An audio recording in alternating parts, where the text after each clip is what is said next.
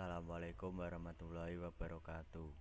Kali ini kami akan memaparkan teori tujuan negara.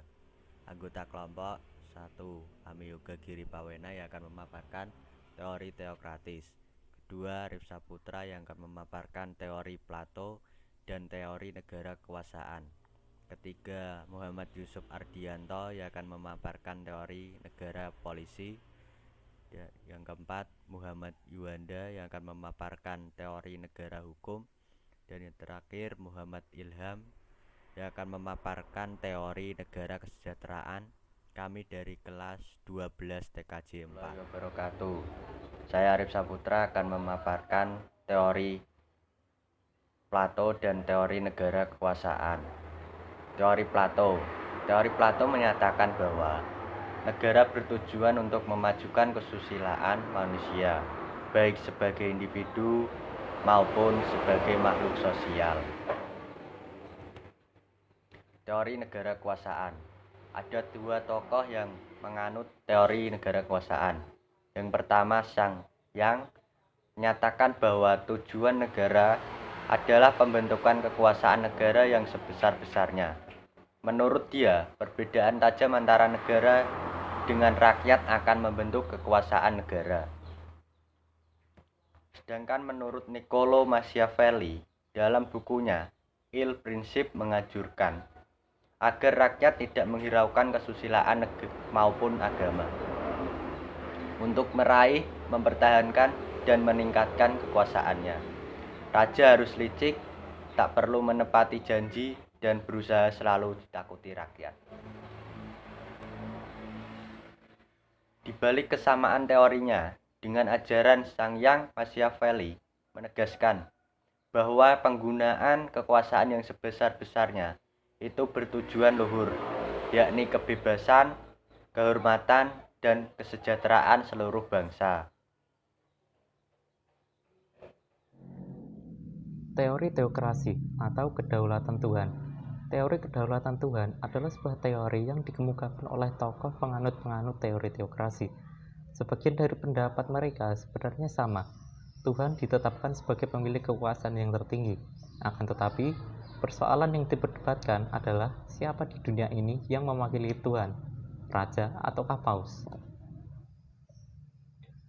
Menurut Agustinus, tahun 354 sampai 430 Masehi, berpendapat bahwa paus adalah orang yang mewakili Tuhan di dunia, atau bisa dimaksudkan dengan di suatu negara. Pemikiran beliau ini tertulis di dalam sebuah karya tulisnya yang berjudul City of God, atau Kerajaan Tuhan. Menurut Thomas Aquinas, tahun 1225 sampai 1274 Masehi, dengan teori baru dalam kedaulatan Tuhan, beliau mengatakan sebuah teori bahwa kekuasaan raja dan paus itu sama. Hanya saja perbedaannya berada di tugasnya, yaitu raja di lapangan keduniawian, sedangkan paus di lapangan keagamaan. Assalamualaikum warahmatullahi wabarakatuh. Perkenalkan, nama saya M. Yusuf Ardianto, kelas 12 TKJ 4, nomor presensi 34. Di sini saya akan mempresentasikan tentang teori tujuan negara polisi. Menurut teori tujuan negara polisi, negara bertujuan semata-mata menjaga keamanan dan ketertiban negara, serta pelindung hak kebebasan warganya. Untuk mencapai hal itu, perlu dibentuk peraturan perundang-undangan yang mencerminkan kehendak seluruh rakyatnya. Di sisi lain, negara tidak boleh ikut campur dalam urusan pribadi dan ekonomi warganya. Teori ini digulirkan oleh Immanuel Kant. Dalam pandangan teori negara hukum, negara bertujuan menyelenggarakan ketertiban hukum dengan berdasarkan dan berpedoman pada hukum.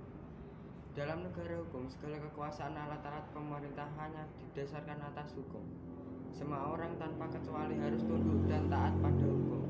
Hanya hukumlah yang berkuasa dalam negara itu. Teori ini digulirkan. Saya Muhammad Ilham akan menjelaskan teori negara kesejahteraan. Tujuan negara menurut teori ini adalah untuk mewujudkan kesejahteraan umum Dalam hal ini, negara dipandang sebagai alat untuk mencapai tujuan bersama, yaitu suatu tatanan masyarakat yang di dalamnya terdapat kebahagiaan, kemakmuran, dan keadilan sosial bagi seluruh rakyat di negara tersebut.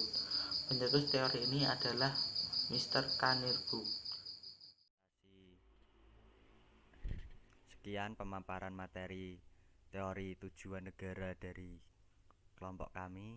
Jika ada salah kata maupun kata-kata yang kurang berkenan, kami minta maaf. Terima kasih.